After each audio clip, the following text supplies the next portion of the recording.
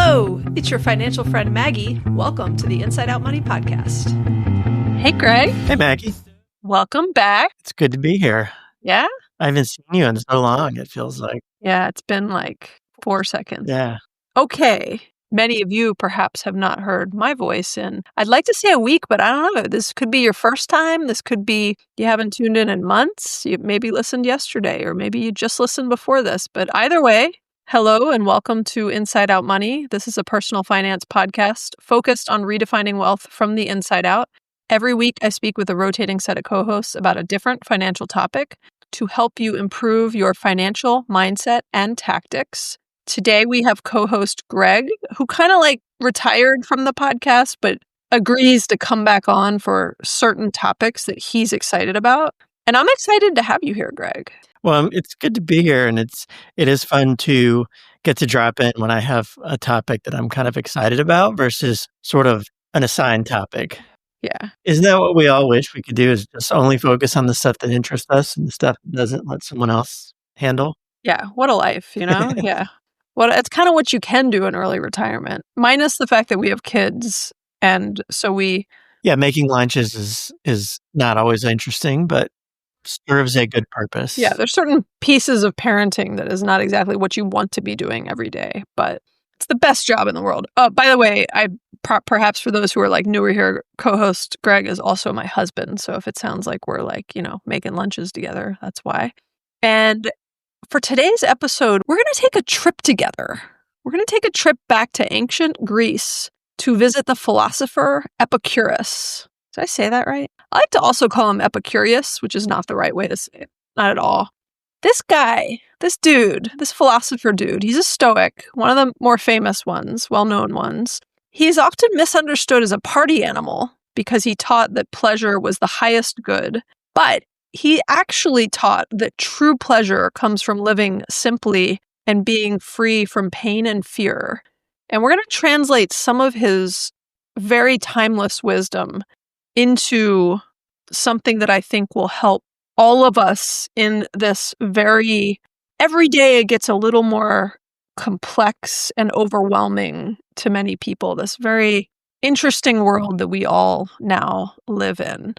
And we were on a walk the other day, and Greg started talking to me about Stoicism. And I lit up and I was like, what? You want to talk about this? Not that you don't. We talk about Buddhism. We talk about a lot of topics. But sometimes you're talking to me about cars and sports, and I kind of I might be half in, but I was all in. I was like, tell me more, Greg. What's on your mind?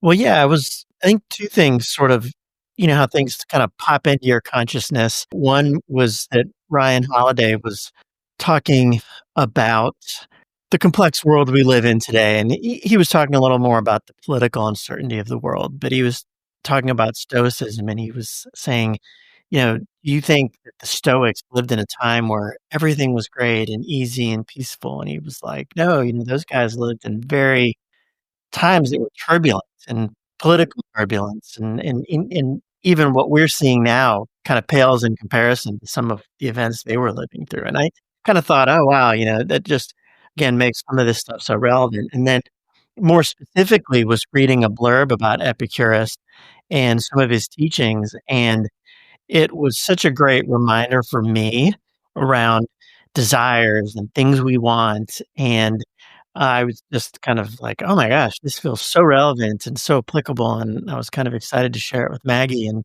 she quickly said, well, that would be a great podcast topic. And after sitting on it for a few weeks, just because I sometimes get a little anxious about doing these, I finally said, okay, let's do it. I finally cornered him and was like, we're going to do this.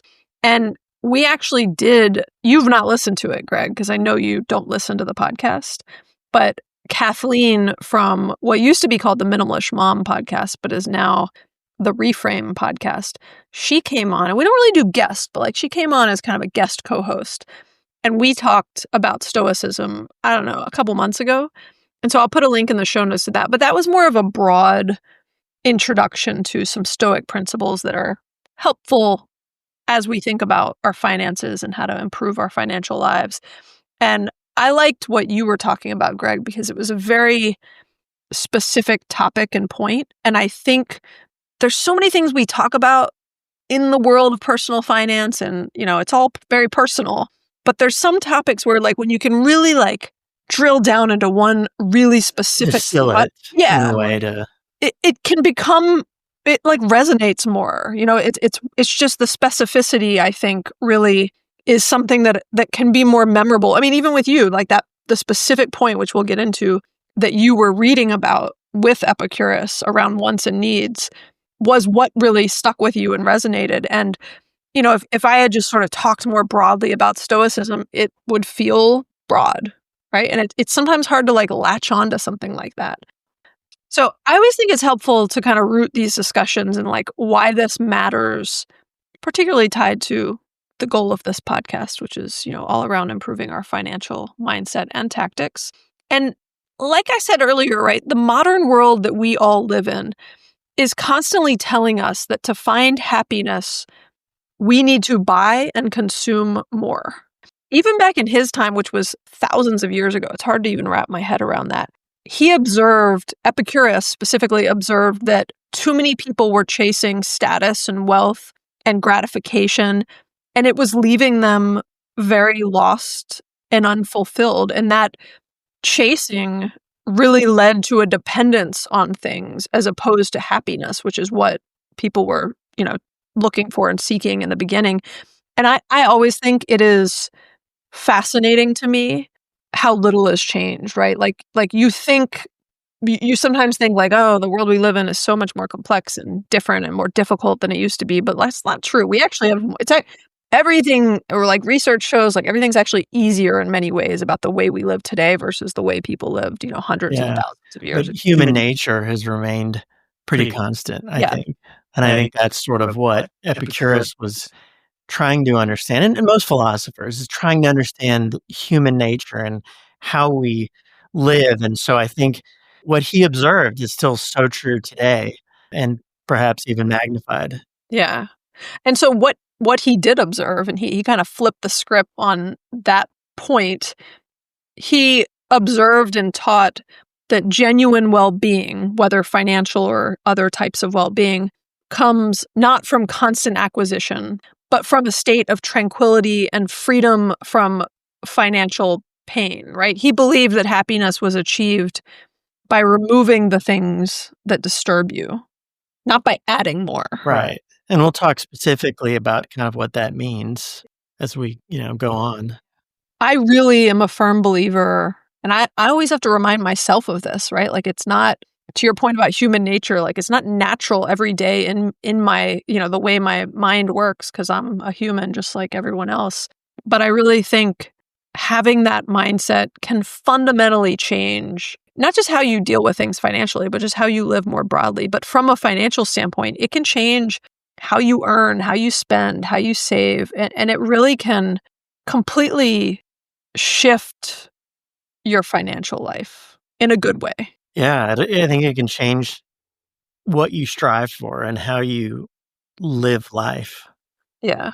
I would credit this type of thinking, a big piece of it, to what led us to early retire and to kind of tap out of, had we kept working, we could have had a lot more things, we would have had a lot more stuff in our lives. We could have spent more money on more things. But I think you and I, Greg, both came to a realization that that is not what was going to make us happy. Certainly, sometimes we like nice things. Sometimes we like to splurge.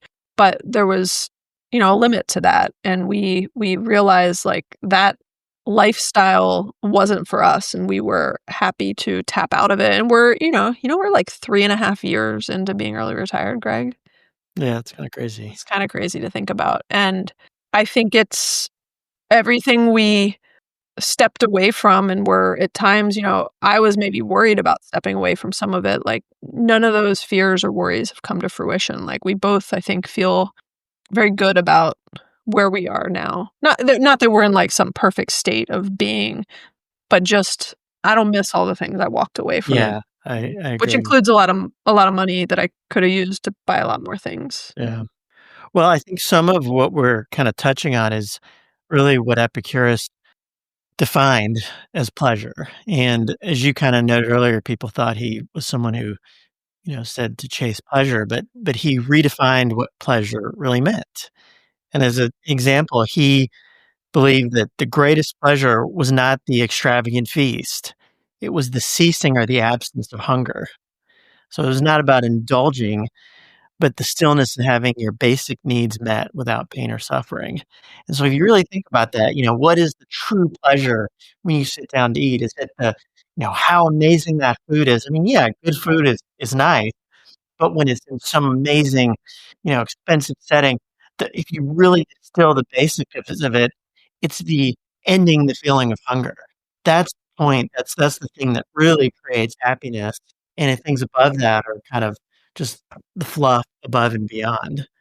Yeah, I think the common misconception is that, like you said, the pleasure, it's not this like state of wild indulgence, right? It's not an all-you-can-eat buffet or some Michelin, I don't even know how to say it. Is it 5-star Michelin? Michelin star? We don't eat a lot of Michelin star meals, so we're not sure. Have we ever had a Michelin? We've had some like I've things never been to a Michelin restaurant. Yeah, I've been to things that have been like made a Michelin list. Yeah. But like they're just like a feature. We've not been to an actual Michelin. I don't think I have. And it's not, again, not like we're saying we wouldn't ever do that. I would like to eat at a Michelin restaurant someday, but it's not. I don't need to do it on like every Friday or once a month. It's not that exciting to me. I do love good food though. But anyways, that state of like wild indulgence, I don't know, whatever you want to call it, is not where the pleasure comes from. It is the removal of desires, pain, or fear. And to your point of like, it's that you're not hungry. Like it would be painful to feel hungry all the time. And it breaks my heart when I was going to say see people, around the world, but there's people, in our city and in our zip code that don't get fed every day and don't have a solid meal every single day. And that is where the greatest pleasure can come from, is just having like good, healthy food in your belly and every day and not feeling hunger. He had a quote he's well known for saying that sums it up nicely. If you wish to make a man rich, do not add to his store of money, but subtract from his desires. I really like that. Yeah, I do too. I mean, it says a lot in one small sentence. This reminds me a lot of a point that Morgan Housel was making in his new book, The Art of Spending Money, which I just read a couple weeks ago. And he talked a lot about the idea that happiness in life is just the gap between expectations and circumstances. And I think a lot about the expectations. It's a similar idea to subtracting from his desires that he, said in that quote. And, when you don't expect a lot, it takes less to make you happy, right? And that was a point Morgan Housel made a lot in this book. And it comes from, I think he referenced Stoicism in some of his kind of research and where it comes from. But it's just such an important point. But I just love the idea of thinking about our expectations. And I think that as one of the things that I now recognize in hindsight has made me happier in life, and I think you too, Greg, and has made us pretty aligned, is that we have pretty similar expectations in life, right? Like they're not to go eat at a Michelin star restaurant every week or even once a month or even once a year, right? And I'm just using that as an example, right? Like we like nice things sometimes. It's fun to stay in a fancy resort sometimes. We like to travel, but our expectations are very, I don't want to say reasonable. Basic, reasonable. I mean, they're reasonable expectations. And they happen to be lower than what we can afford. Right. Which is, that gap is really what creates happiness. When you constantly want more than what you can actually afford, that is where unhappiness. And that's the chasing that Yes. Epicurus specifically talks about. And I think that's such a relevant point and aligns so much with what Epicurus talked about. He specifically, this really leads to his next thing that he kind of drills down into. He's kind of redefined what pleasure means, and that's through the subtraction of desires. And so then he talks a lot about desires and really believes and teaches that they should be categorized and classified based on their nature and their necessity for a happy life. And that may sound a little hard to get to. But as we drill in, I think it becomes really eye-opening. And he really teaches that there's a big difference between your true needs and your perceived needs. And again, that gets to kind of expectations, exactly everything you were just saying. Do you know where I think about this a lot, Greg? No. Is with kids. Oh, completely. Kids like to say, I mean, adults do this too, but kids often are like, I I need need. this. And I'm Yeah. like, let me just clarify. You don't need this. You want this. Yes. And even the things they think they need to like eat out, I'm like, nope, you just need food in your belly. You don't need, kava Yeah. or Starbucks or. That's a perfect point. You're right. And kids aren't, they will say out loud what many of us feel, but don't always communicate. And so I think it's great that you make that point, because I think it's very relevant. And so he really goes on to categorize these needs and desires into 3 buckets. And the first of which he calls natural and necessary desires. So these are the most innate of desires that are just natural within us. But the difference is that these are the ones that are limited and they're easily satisfied. So some examples of that's food and water, that's shelter, safety, friendship and community, and freedom from fear. And he goes on to say that these must be satisfied for life and happiness. And you could kind of equate this to Maslow's hierarchy of needs as well. But these are the things that are the basics. And he really makes a good point to say if those aren't satisfied, it is very difficult to be happy or truly satisfied in life. But the thing that's about these is they are limited. Once your belly is full, once you have water, shelter, safety, and freedom from fear, those aren't unending desires. They aren't things that leave you wanting more. If you really look at those needs, when you're full, you're full. Sometimes you don't realize you're full, but if you wait 10 minutes, you realize, oh, I'm actually full. And they're not unending desires that keep you looking and wanting more. And then he kind of says there's this middle category. And he says they're natural desires, but they're not completely necessary. And that's kind of what you're saying with the kids. You want that, you don't need it. So those they're natural, but they're not really required to eliminate pain and achieve happiness. So some examples of those would be some luxurious and gourmet food, nice clothing, a large home. He even says sexual gratification is one of those. And he goes on to say, these are things that can be enjoyed occasionally. So he's not saying never have good food, but they shouldn't be pursued as a consistent need, because the effort and the anxiety related with obtaining those, it often outweighs the fleeting pleasure of attaining them. So I love that he's not saying, you should never have something nice or, treat yourself, but those really should be sparingly sought after, because there's an anxiety related to trying to get those and pursuing them. And often that act of doing it outweighs the fleeting nature of the satisfaction you're gaining. So I think that's so cool and such a salient point about things. And I would add to his points that they should also be done intentionally and within your means. Yes. Right? Because I don't know that did he talk a lot about debt back then?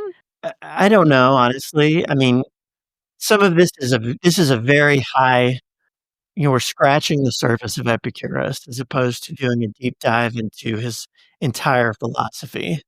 Well, I did do a little research on that. I Googled it, Greg. So he did not appear to have discussed debt explicitly, probably because there wasn't like the levels of the availability of credit and things like that. But his teachings did make it clear that living in debt would be antithetical to his philosophy. So a life of debt, like we've talked about it, you just said a bit, like creates anxiety and fear, which are the very things that he sought to eliminate. Right. So, and we all know, like, there's nothing that feels good about debt. Right. And so I just often think about like things being intentional and within your means when you're splurging. So if you can, not that there's like good or bad, but if you can afford to splurge and it's not dramatically affecting other financial goals in your life, then it feels a lot better than when you're putting it on a credit card. If you're having to use your credit card to do these these things that are natural but not necessary desires, you probably shouldn't do them because you're getting in debt to. Yeah, if you're paying interest on that Michelin star meal, that outweighs the fleeting. it does. Yes. Yeah. We're going to keep going back to this Michelin star. I don't even know what it would cost to have a Michelin star meal, but I'm going to go with like a few $100s. I would think so. Yeah. Okay. So then he says there's one final category. And he calls these vain and empty desires. He says these are neither natural nor necessary. He says they're instilled by false beliefs, empty opinions, and most importantly, he says these are limitless and they can never be satisfied. Examples of these are fame, power, wealth beyond necessity, and high social status. So he says that these should be totally avoided and eliminated. So these are ones where he says, you know, that middle category says, sure, if you can afford it, you can indulge in these occasionally. These vain and empty desires, he says, avoid and eliminate them completely. He says their pursuit inevitably leads to anxiety, disappointment, and trouble for the soul, making tranquility impossible. There's an endless search for these, and they will never be achieved. No matter how much fame you have, you will want more. They're limitless and should be completely avoided. Yeah. I'm going to quote someone else here, okay? Yeah. See if you can guess who I'm quoting once I get the quote out. And I'm kind of like pulling some pieces of some quotes together, but from the same person. They want that yacht life under chopper blades. They want those bright lights and Balenci shades. Blah, blah, blah, blah, blah. A bunch of other things. And they should have what they want. They deserve what they want. Hope they get what they want. I just want you. And then this person goes on to say, like, have a couple kids, got the whole block looking like you, got me dreaming about a driveway with a basketball hoop. This person, you know who it is, Yeah, right? of course. Well, it's Taylor Swift. Yeah. New album, which we both like. Yeah, no, it's good. Let's say you can admit you like it. As it. the kids say, there's a couple of things that are a little cringe, but yeah, mostly it's good. I like it. This is someone who has more money than most people in the world. And look, I'm believing there's some authenticity in the message she's saying here, because I do believe I can appreciate that once you have everything you could possibly want in the world and more money than you could even spend, all she wants is like love, and she wants a couple of kids with Travis Kelce and a basketball hoop in her driveway, right? She's realizing the basic companionship. That's a basic need that is necessary, and it's having that companionship. Yeah.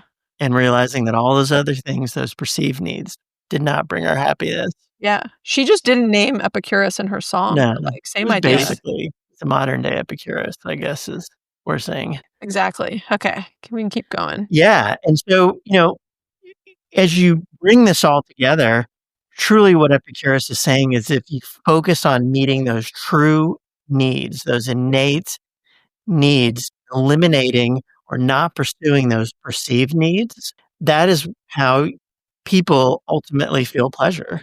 It's the highest form of pleasure we can get to, right? And it's how we get to this state of tranquility. Does he call it ataraxia? Yes. I don't know how to pronounce that, but that is what he calls the state of tranquility. Yeah, ataraxia, a state of serene calmness. That's the definition.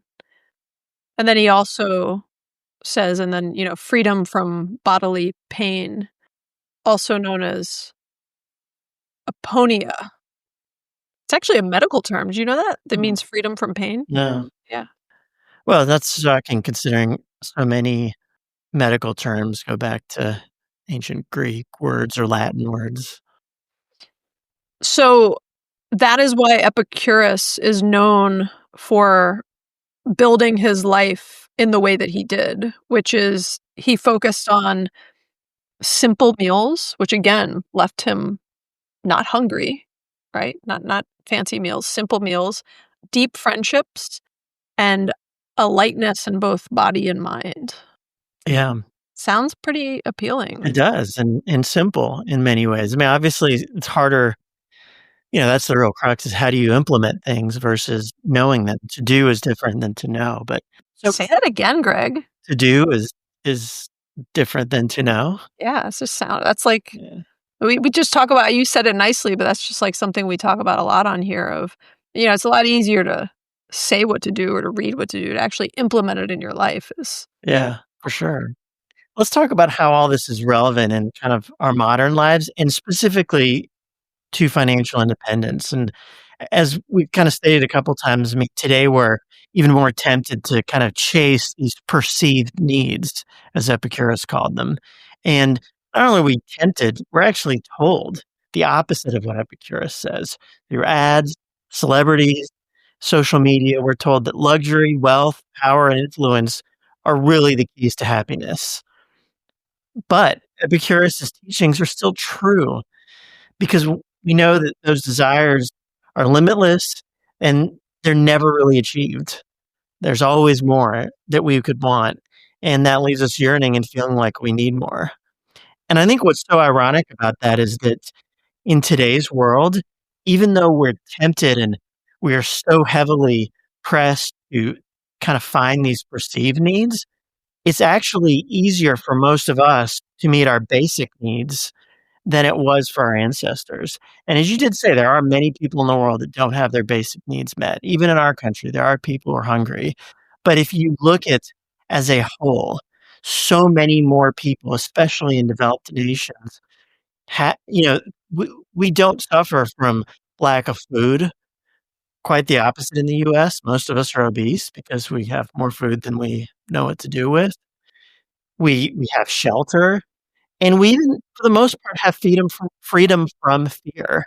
Yes, we may have anxiety about the future, but at least in US, most of us aren't fearing for our daily lives like our ancestors did, or like people in other parts of the world who truly Yeah. don't have a home and are fearing for their lives on a day-to-day basis. So I think it's this kind of ironic thing that most of us have these basic needs met, unlike our ancestors, perhaps. And yet there's so much pull towards these perceived needs. And so I think, it truly can be easier to find that pleasure. Yeah. And to bring that back to personal finance specifically, true financial, pleasure isn't the fleeting high of luxury or buying something new and the, constantly adding.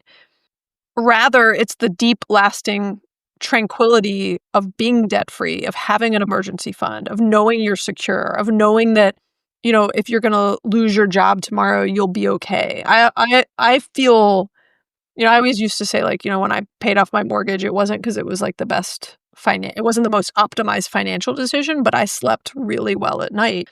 And I'm incredibly thankful for the position that you and I are in, Greg, to be able to retire early.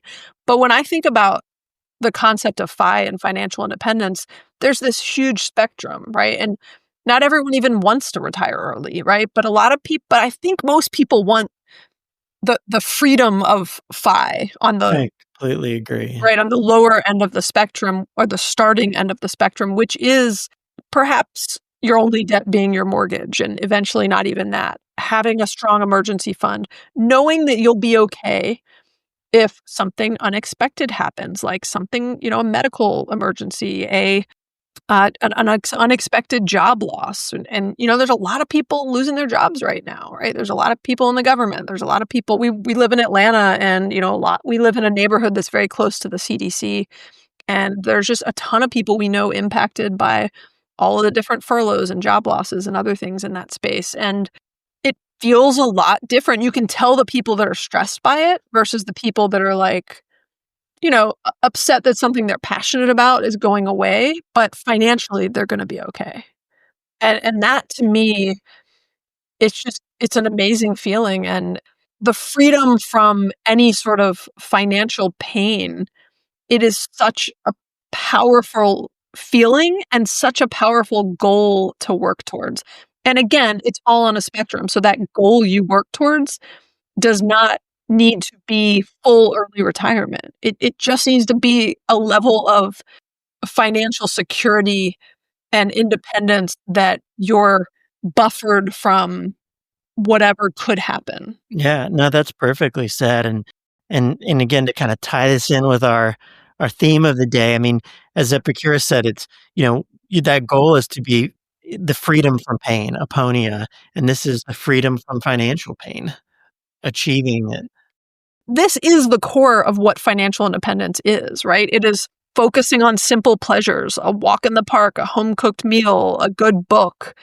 The concepts of reducing your spending and increasing your savings, hence increasing your happiness, right? By lowering what you consider is enough, right? Your level of enough, you can accelerate your path towards financial freedom. It's back to the point Morgan Housel was making repeatedly in his new book, The Art of Spending Money, around happiness being the gap between your expectations and your circumstances, right? So if you can lower your expectations and not doing that, like lowering your expectations sounds like a bad thing. It sounds like you're like looking for a partner and you're like, well, just lower your expectations, take somebody who treats you bad. Like, no, that's not what I'm saying at all. It's lowering your financial expectations, right? I actually have talked to people who, back to like thinking about a partner, everything's been right about a partner, but the finances maybe aren't perfect. And I'm not talking about, someone who's like terrible with money or has a gambling problem or something like that. I'm just talking about someone thinks someone doesn't make enough money. And so they're not, as a result, good enough for them, right? And they might not make a ton of money because of the career field they've chosen and are passionate about. And they're not, that's not their number one goal is to make tons of money. And like people could be missing out on amazing people in this world because of that. And I think it is back to like lowering your expectations of what you need to feel fulfilled and to make you happy will actually make you happier. Yeah.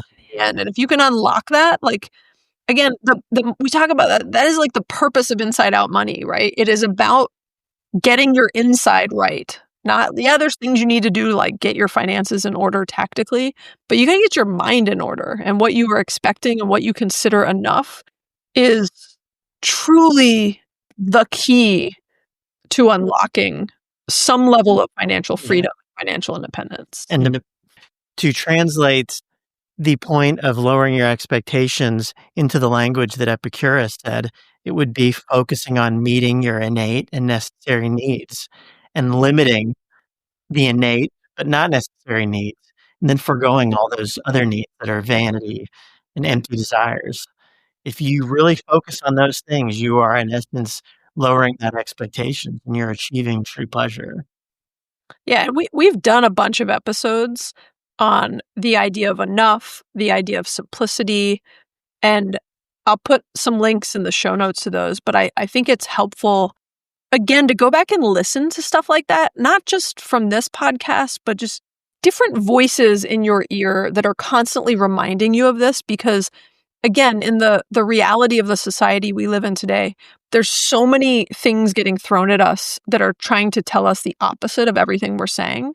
And that's how companies are making money. And there's like people who I used to be one of these people, but I was doing it for travel, which I do think is a good thing, right? I was selling something I believed in, but there's people that their sole purpose and goal is to sell you more stuff and convince you that more will make you happy. And I don't believe that's true.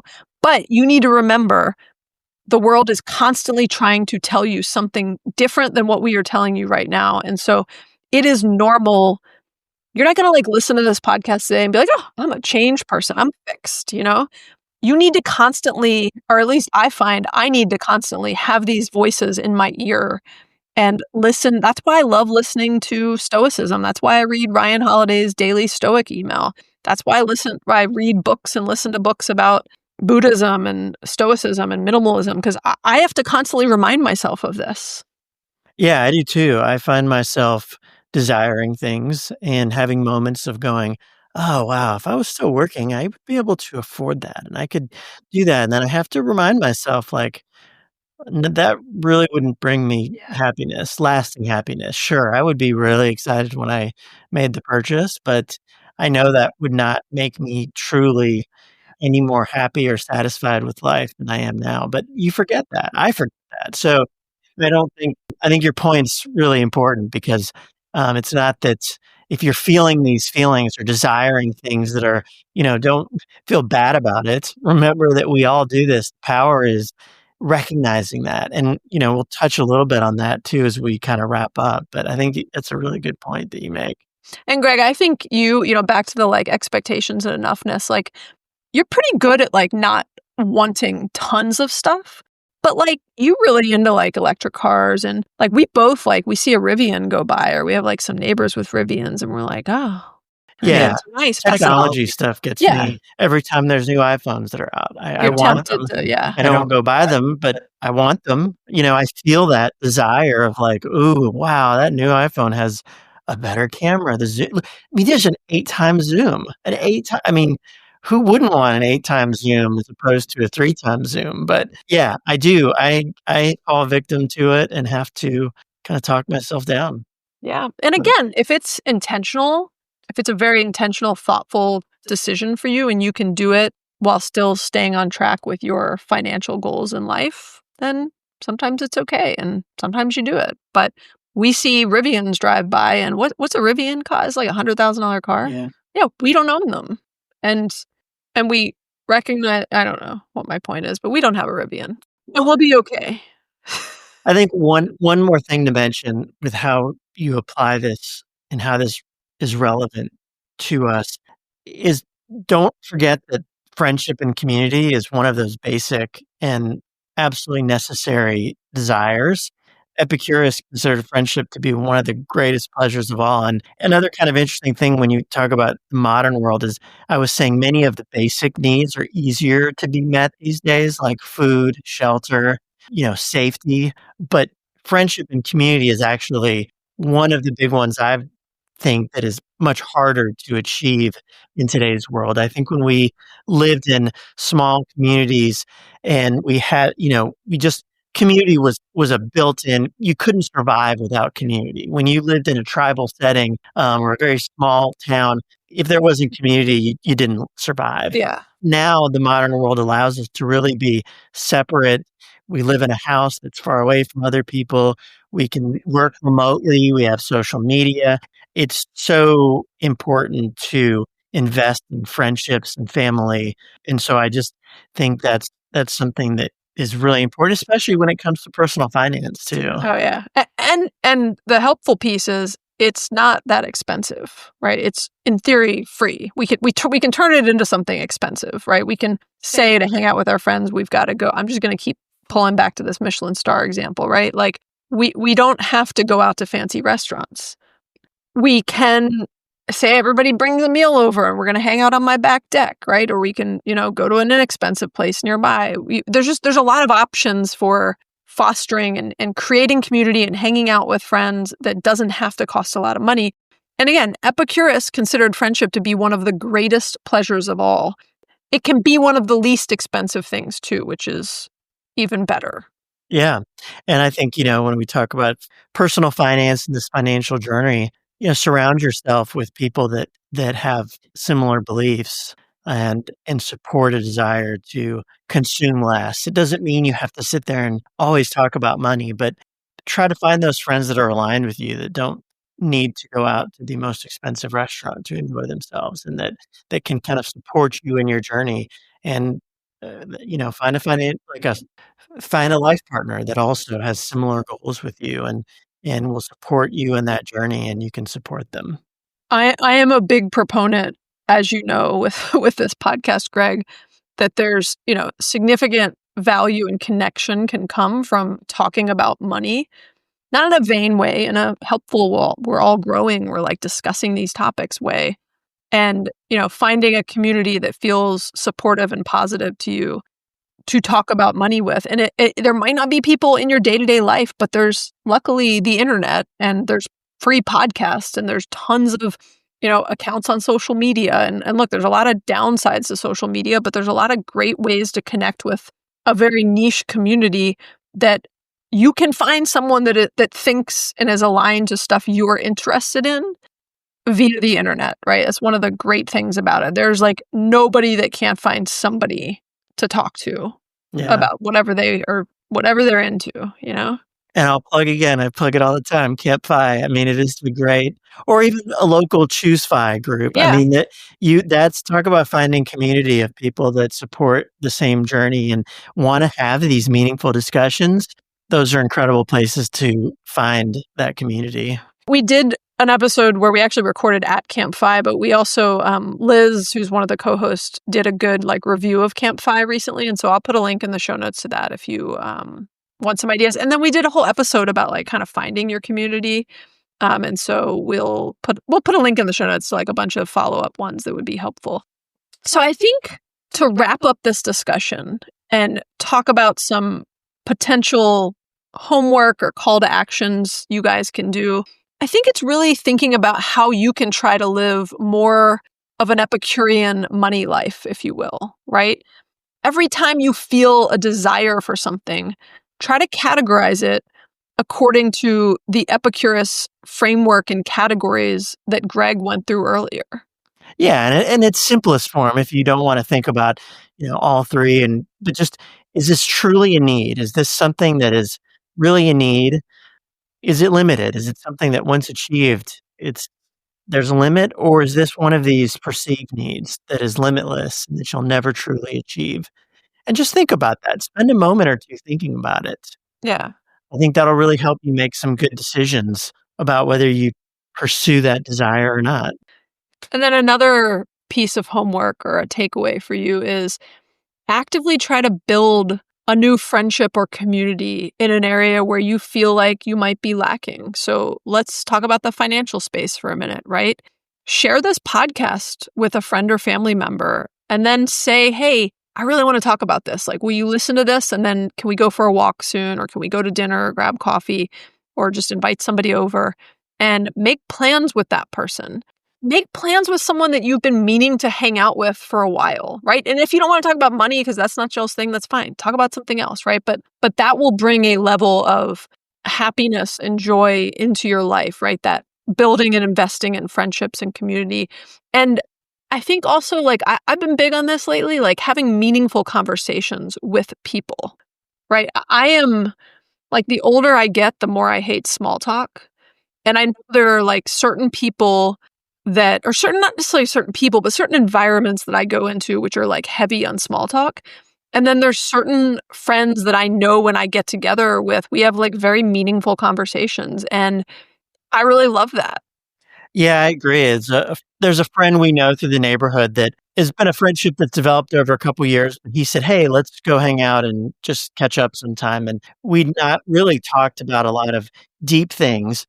And we went and met, and he really started talking about very meaningful things that vulnerable. He's vulnerable, and I just was appreciative that he wanted to have that kind of conversation, and it was great. And I returned that and kind of being vulnerable and talking about things, and I think it's really developed into a very meaningful friendship that I want to continue to develop and grow. So I think it's important, and putting yourself out there on a limb and just sharing things that are meaningful versus that kind of high level. And I think we tend to do small talk, not because we don't want to have those conversations, but maybe we're a little scared. We're a little it's a defense mechanism to kind of. And our brains are fried. I mean, sometimes I do it just because I'm tired and I'm I don't even know. So write down. I literally we have some friends we catch up with and I'm I always think of stuff I want to talk about. I will sometimes literally make an agenda. Sometimes I'll even jokingly text it out.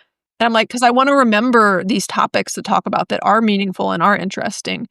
And that's fine to do, right? We've got overwhelmed, complex brains, and it's okay if you need reminders. And sometimes I'll text a bunch of people to see who's free and who's around, and just reach out to people and put in an effort to build stronger friendships and more community. And that is a great way for you to build an Epicurean life and invest in that. And then I think the last thing is just as a reminder, prioritize the absence of financial pain, right? That could be paying off a small debt, just not spending any money for a day, and doing more things to try to find joy and simple, free activities. I love going to the library. Do you know they give you books for free, Greg? I'm always amazed at how much value we get out of the library. It's pretty unreal. I come home with like stacks of more books than I can read. I should actually minimize that. But yeah, there's tons of things you can do that are simple, free, low-cost activities, and there are a lot of things you can do to try to remove some financial pain from your life. So prioritize those activities. Hey, Greg, as a wrap-up, is there anything that you think about in our life that comes to mind from this discussion that we could do to adjust our lifestyle? Well, I think for me, it's less about deciding to change a lifestyle and more on pausing when I have those desires, thinking about them, really deciding which ones I want to pursue. And I think that's important. I've certainly been feeling a pull towards certain things, tech related stuff. Things that cost money, things that Yeah, you things need. that cost money for sure. And I mean, all of these calls to action are things that I want to do more of and am trying to do more of. Yeah. So I think yes, all of them. Yes. Yeah, no, I agree. I think I often, I recently created a rule for myself that you maybe don't know, Greg, because you don't listen to the podcast. I'm not really like, that's not a dig. I'm just clarifying that probably something I've not said to you, but I created a rule that I don't buy things from Instagram ads because the problem is I did buy things from Instagram ads and my regret ratio is quite high, Yeah. particularly when it comes from a targeted Instagram ad. And so lately, like, I don't buy things from Instagram ads. It's a hard and fast rule. And I really like it. It's like really working for me. Oh, that's cool. It's a good rule. I think it was inspired by Erica, one of the co-hosts, and I love it. And I find if I'm still thinking about that thing days later, I can go to the website and buy it. But I don't click through from an ad and immediately buy something. And so I just think, that is an example of putting some space between the impulse and the action. And that is something that works pretty well for me and probably for many people. And so I want to do more of that because I do sometimes get a little too spendy in certain things that are not going to bring me a lasting level of happiness. And quite honestly, just bring more like complexity to my life. Because then I'm like dealing with a return. And then I'm like, oh, I feel bad I even did this. Like, why did I buy this? I don't need this thing. And I'd like less things in our house. And the only way to have less things in our house are to quit buying things. So, okay. On that note, we can wrap this up. Yeah. Well, I mean, I hope this is helpful for people. And I think it's helpful for me. I mean, it's something I will use and hopefully it resonates with people and they find it useful. But they might find it so useful that they want to hear more from you on the podcast, Greg. Like if there's a campaign to get Greg back on as a regular co-host, go leave us a review on Apple and let us know if you want Greg. Just all you got to do is say, love the podcast, but we need more of Greg. It's like more cowbell, more Greg. Okay. Thank you for listening. We always appreciate you spending some time with us. Like I said, if you've enjoyed this episode, you can go leave us a written review on Apple Podcast or Spotify. And you can let us know in that review if you want more Greg. And we would also encourage you to share this episode and the idea of Epicurus and what an Epicurean life would look like. Share that with a friend or family member and encourage some ongoing discussions about money. If you have any thoughts or questions, we always love to hear from you. So you can leave us a voicemail or text us at 404-981-3370 or hit us up on Instagram. Thanks, Greg. Yeah, thank you. Bye. Bye.